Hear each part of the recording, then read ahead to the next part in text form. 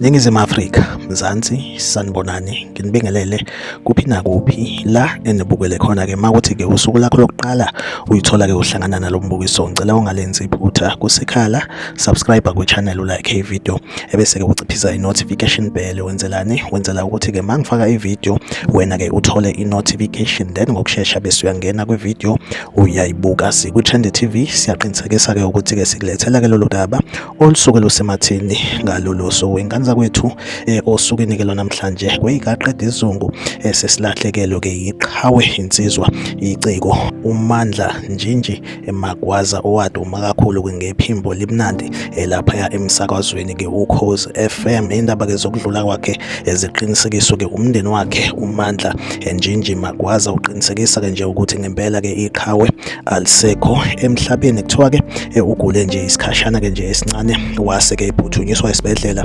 kwase-ke ukufa kufika kumenela esibhedlela. Nginsizwa-ke soyikhumbula-ke kulona-ke Ukhozi FM ngenkathi-ke isalisebenzela. Insizwa-ke iyaqala ngokuthi-ke izwakale kwiziqubulo zokhozi FM ehlanganisa nje ama-advert omsakazo, then-ke sambona-ke futhi-ke esesakaza esenike uhlelo lwakhe kulona-ke Ukhozi FM. Impela-ke indaba-ke ezibuhlungu esizwayo kulona-ke usuku lwanamhlanje ukuthi-ke insizwa ayisekho emhlabeni-ke, ishiye ngokukhulu ukuzuma esithi dudu ekuna-ke umndeni wakwaMagwaza, kanjalo-ke nabantu-ke abamthandayo, abangani esithi-ke dudu alwehlanga lungehlanga, kanjalo-ke futhi-ke nakuyena uNjinji sithi-ke nje alale ngoxolo. Siyobonana kwelizayo. Like ivideo, subscribe kwi-channel, uphinde ucommente kwi-comment section ungitshela ukuthi wena uzizwa kanjani ngalezi zindaba ezibuhlungu kangaka. Sikwi-Trend TV ngizohlezi ngikhona ngilethela-ke indaba eyisematheni usuku nosuku. Asihlangabezane